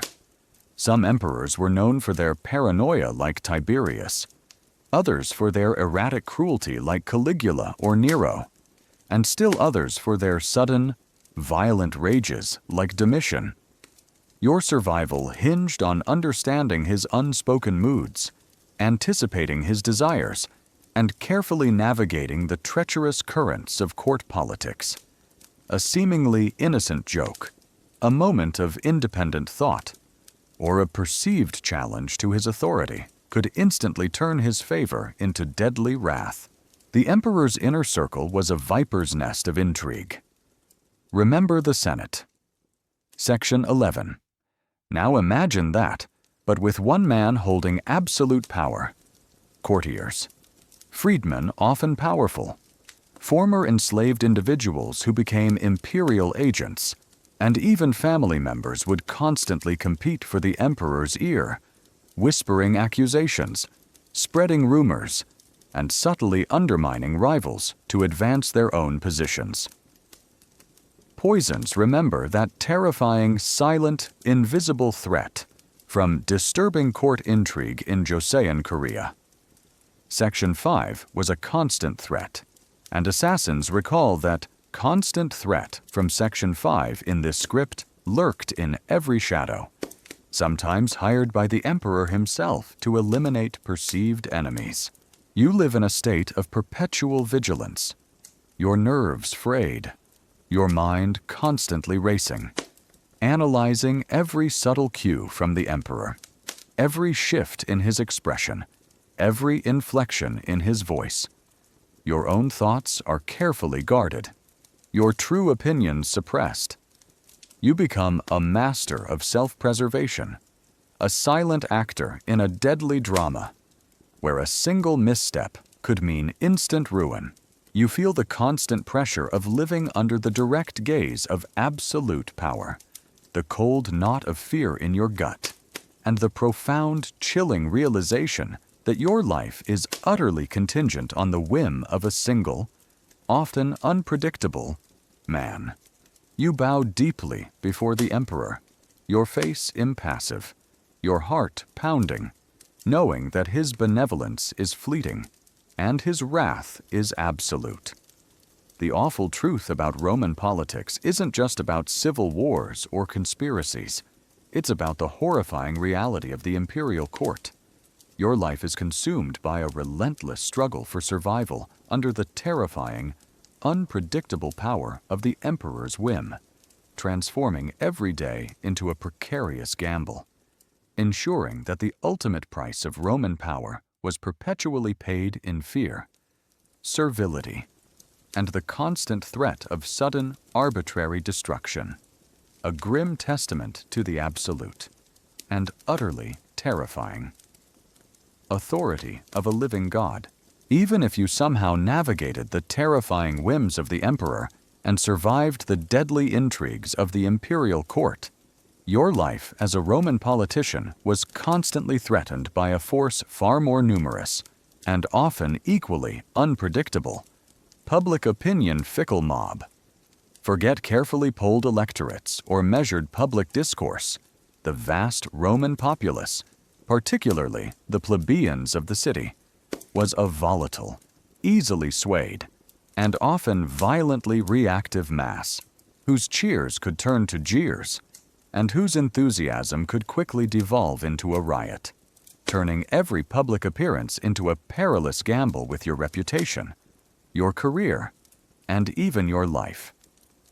You quickly learn that the voice of the people is a terrifying, untamed beast, and that its favor, once gained, can vanish in an instant, leaving you vulnerable to its unpredictable fury. It's like being a rock star whose fans can turn into a vengeful mob if you play one wrong note. You stand in the Forum, or perhaps in the Circus Maximus, addressing a vast crowd of Roman citizens. The air is thick with their collective energy, a palpable buzz of excitement, boredom, or simmering discontent. Your words, carefully crafted by your mastery of oratory, remember words as weapons from Section 4, boom across the vast space, attempting to sway their allegiance. But unlike the more controlled environment of the Senate or the imperial court, this audience is unpredictable, its moods shifting like the desert sands. One mainstream historical fact that utterly defines the volatile nature of Roman popular politics is that Roman public opinion, particularly that of the urban plebs, was notoriously fickle, easily swayed by demagogues, public displays, and handouts, bread and circuses, and prone to sudden, violent outbursts, including riots, public harassment of unpopular figures, and mob violence, making engagement with the populace a constant, dangerous political gamble. The goodwill of the Roman people was a crucial, yet unstable source of power for politicians. Think about it. Your entire career depends on winning over a crowd that could, at any moment, decide they hate you and try to stone you to death. Imagine the sheer emotional swings. One day, the crowd might be cheering your name, showering you with roses, celebrating your latest political victory, or your generous public games. Remember those from How Brutal Roman Entertainment Was, Section 1, 2, 3, 4, 5, 6, 7. All were designed to please this mob. The next, a rumor perhaps spread by a rival. Recall Conspiracies, Plots Everywhere from Section 8. A perceived insult, or a shortage of grain a real problem for Roman daily life. As we've seen in other episodes, could turn their adulation into bitter resentment, their cheers into a terrifying chorus of boos and threats. Their mood can turn on a dime, and you are constantly assessing the subtle shifts in their collective temper. A particularly quirky tidbit that demonstrates the Romans' understanding of, and perhaps manipulation of, the mob's volatile nature is the careful staging of public events, including funeral processions or triumphal parades. These events were meticulously choreographed to elicit specific emotional responses from the crowd, guiding their collective mood towards reverence, awe, or jubilant celebration, and away from discontent. Imagine designing a public event where the main goal is to emotionally manipulate tens of thousands of people, so they like you enough not to riot. Historians still argue whether the Roman populace's apparent fickleness and propensity for mob violence was primarily a direct consequence of their immense poverty and vulnerability, making them easily swayed by material handouts and desperate for change, or if it also reflected an inherent characteristic of direct democracy in a large, diverse urban population, where unfiltered public emotion could rapidly escalate in the absence of strong, universally trusted institutions or a robust civil police force. Was it desperation or democracy that made the mob so volatile? The power of the mob, when roused, was terrifying. Unpopular politicians could be publicly harassed, verbally abused, or even physically attacked in the streets. Riots could erupt without warning, turning sections of the city into battlegrounds, with property destroyed and lives lost. You might find yourself trapped in a surging crowd, facing angry shouts, thrown objects, and the terrifying prospect of being torn apart by an enraged populace. Your client network, remember, patronage clients chains. Section 2 might provide some protection, but even their loyalty could be overwhelmed by the sheer fury of the mob. The bread and circuses strategy, famously used by emperors and politicians, was a direct acknowledgement of this volatility. Providing free grain panem and lavish public spectacles, circenses was an expensive, but often necessary, way to keep the populace content, distracting them from political or economic grievances. Failing to provide enough, or if the quality was deemed insufficient, could quickly lead to widespread discontent and open rebellion. Your political career is a constant tightrope walk. You must maintain popular favor, even as you navigate the treacherous demands of the Senate Section 11 or the unpredictable whims of the Emperor Section 12. A single unpopular law, a perceived slight to the common people, or a misstep in public relations could shatter your popularity overnight, leaving you vulnerable to ambitious rivals who would quickly exploit your fall from grace. You feel the overwhelming pressure of public expectation, the subtle shift in the crowd's murmur from applause to discontent, and the profound fear that their collective mood could turn against you in an instant. You deliver your speech, your words carefully chosen, your gaze sweeping across the vast sea of faces, desperately trying to gauge their volatile temper. The awful truth about Roman politics isn't just about plots and purges. It's about the horrifying reality of public opinion. Your life is consumed by a relentless struggle to appease a fickle, often violent, mob, transforming every public appearance into a dangerous gamble for popular favor, ensuring that the heavy price of Roman power was perpetually paid in endless efforts to control the masses. A constant testament to the terrifying, unpredictable force of the collective will, and the grim reality that the greatest power in Rome could, at times, be found in the roar of an enraged crowd. Even if you somehow manage to appease the fickle Roman mob and navigate the treacherous currents of public opinion, your political career, and indeed the entire Roman state, was relentlessly shaped by an external, yet equally horrifying, reality foreign policy. Endless wars. Forget diplomatic negotiations as a primary tool. Rome's existence, from its earliest days as a burgeoning republic to its vast imperial zenith, was defined by a near-constant state of armed conflict, turning foreign relations into a brutal, perpetual cycle of conquest, expansion, and defense, consuming vast resources and countless lives. You quickly learn that Rome's very identity is forged in battle, and that to be a Roman politician means constantly advocating for, funding, and participating in wars that stretch across continents, turning foreign policy into a terrifying, never-ending business of bloodshed. It's like being a constant participant in a global, multi-front war, where the only way to win is to keep fighting, and your primary job is to convince everyone to keep sacrificing for it. You stand in the Senate House, listening to a passionate debate about a new military campaign. Perhaps it's a conflict with the Carthaginians, the Gauls, the Germans, or a rebellious province.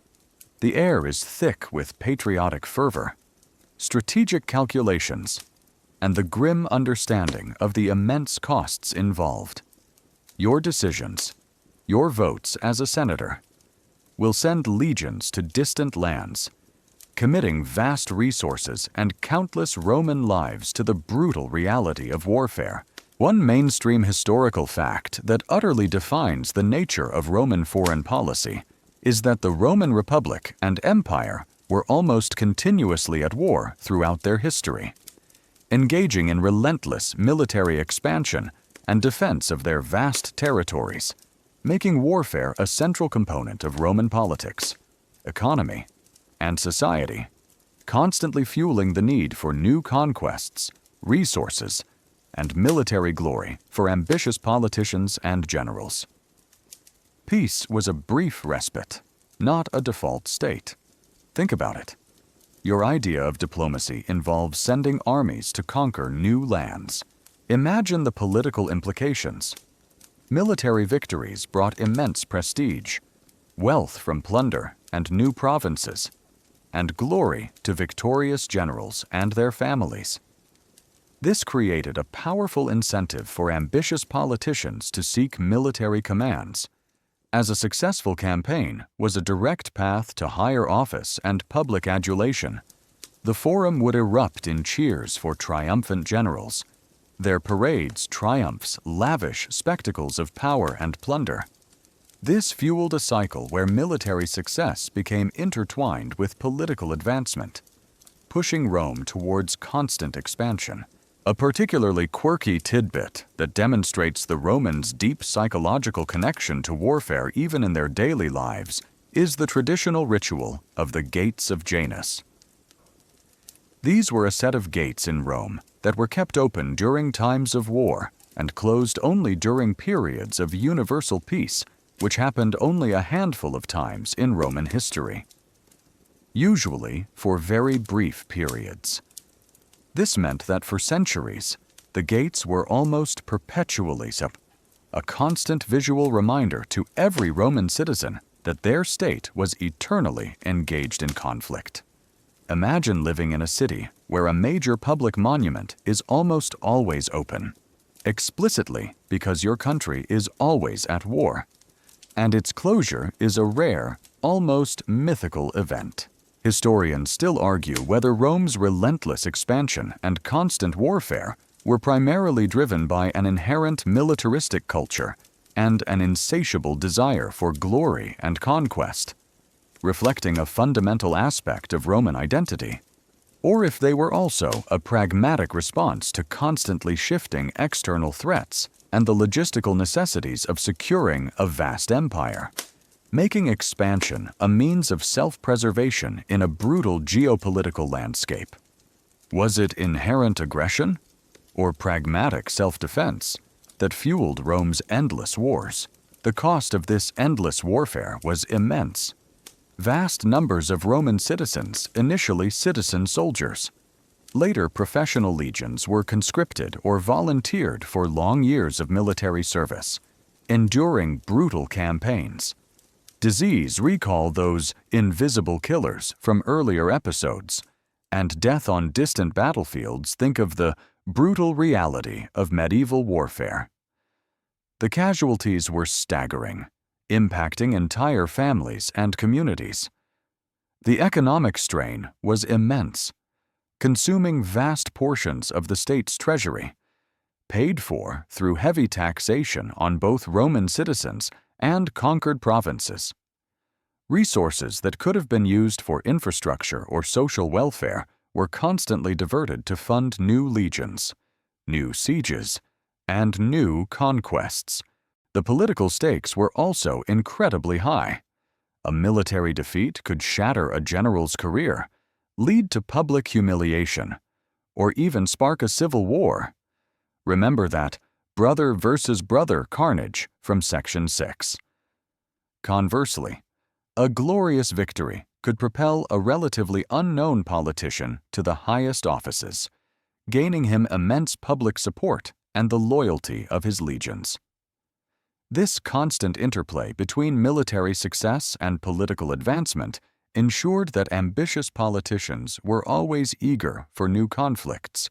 Foreign policy, therefore, was rarely about peaceful coexistence in the modern sense.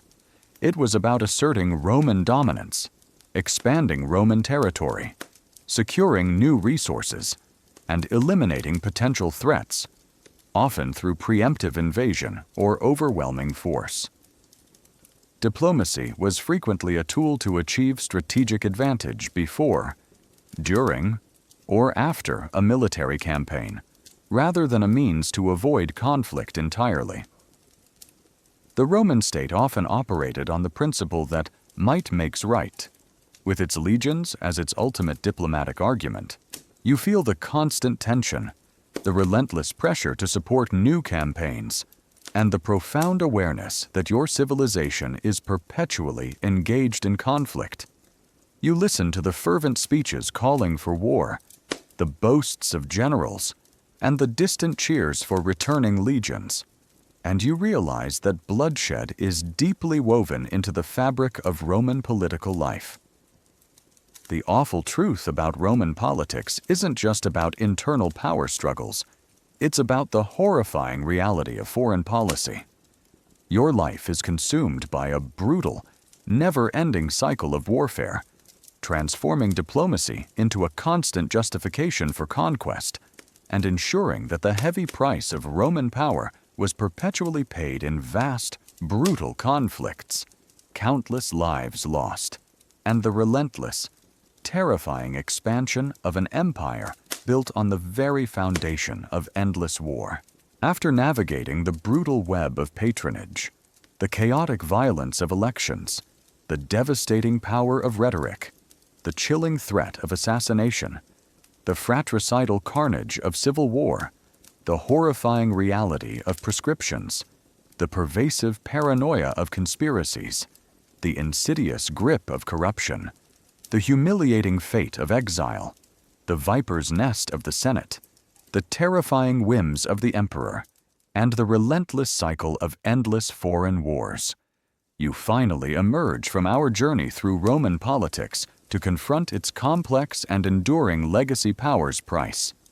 The Roman political system, for all its grand ideals and monumental achievements, was a brutal, self-devouring machine that ultimately consumed itself, leaving behind a profound inheritance of both sophisticated governance and terrifying ruthlessness that continues to echo through history.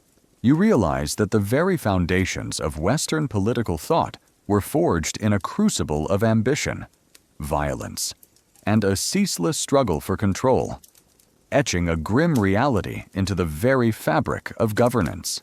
It's like looking at a colossal, majestic engine that powered an entire world, only to realize its gears were constantly grinding, constantly breaking, and its fuel was human ambition, often at a terrible cost.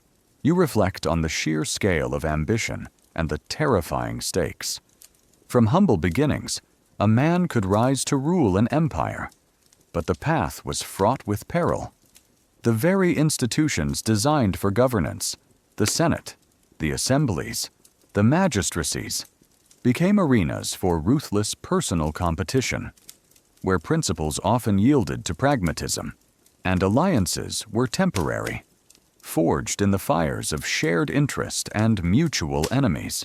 One mainstream historical fact that utterly defines this complex and often tragic legacy is that Roman politics, characterized by intense internal rivalries, pervasive corruption, and recurrent cycles of violence, including assassinations, purges, and civil wars, profoundly shaped the development of Western political thought, legal systems, and governance, demonstrating both the heights of sophisticated administration and the depths of brutal power struggles.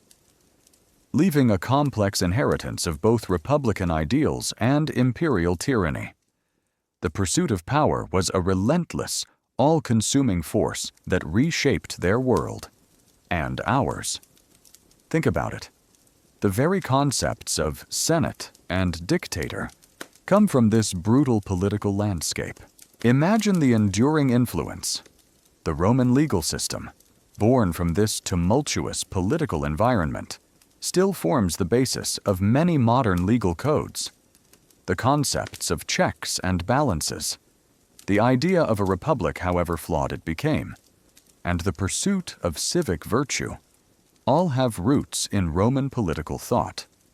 The strategic brilliance of Roman generals, often intertwined with their political ambitions, established military doctrines that would influence warfare for centuries. Remember those endless wars. Section 14. A particularly quirky tidbit that demonstrates the Romans' understanding of political cycles and perhaps their fatalism about it is the frequent recurrence of historical narratives and tragedies about the rise and fall of powerful figures, often emphasizing the cyclical nature of ambition. corruption, and violence in politics. These stories, whether historical accounts or dramatic plays, served as both cautionary tales and justifications for new regimes. Imagine your political dramas today constantly ending with the protagonist being assassinated or exiled, reflecting a deep cultural belief that political power inevitably leads to a violent end. Historians still argue whether the Roman political system's ultimate failure to achieve lasting internal peace and stability, leading to the demise of the Republic and later the fall of the Western Empire, was primarily due to inherent structural flaws in its governance that could not scale to a vast empire, making its violent cycles inevitable, or if it was more a consequence of a specific political culture of extreme ambition and ruthlessness among the elite, who repeatedly prioritized personal power and factional interest over the long-term well-being of the state. Was it structural flaw or cultural flaw that led to its terrifying downfall? The cost of this political system was immense. Countless lives were lost in civil wars. Remember that brother versus brother carnage from Section 6, in Prescriptions, Section 7, and through Assassinations, Section 5. The emotional and psychological toll on those who participated, living in constant fear and paranoia. Section 8. Conspiracies, plots everywhere, was profound. The corruption Section 9 eroded public trust, and the endless pursuit of power often overshadowed genuine public service. Yet, despite its brutal realities, the Roman political machine achieved astonishing feats. It governed a vast empire, built monumental infrastructure, and established a rule of law, however selectively applied, that brought periods of peace and prosperity. The energy, the ambition, the sheer competitive drive that fueled its horrifying politics also powered its unparalleled rise. You stand now, perhaps with a newfound appreciation for the relative stability of your own political system. The awful truth about Roman politics is precisely what makes its legacy so compelling. It is the brutal, human cost behind its grand achievements, the constant struggle for power that shaped its very identity, and the chilling reminder that even the most sophisticated political structures can become terrifying engines of destruction when fueled by unchecked ambition. Its history is a powerful, complex reflection on the enduring price of power, a brutal inheritance that continues to shape our understanding of governance, for better or worse, even today. Now, as the thunder of the Roman Forum fades and the whispers of ancient plots grow quiet, let the stillness of your room embrace you. The ruthless ambition, the violent elections, the chilling conspiracies, and the profound political struggles of Rome are safely in the past, part of a history that now dissolves into the gentle hum of your fan. You've journeyed through a world where power came at an unbearable price, and now it's time for you to find your own peaceful rest. Let your mind unwind, your muscles relax, and sink into a deep, undisturbed sleep, far from the horrifying business of Roman politics. End of script. Sweet dreams.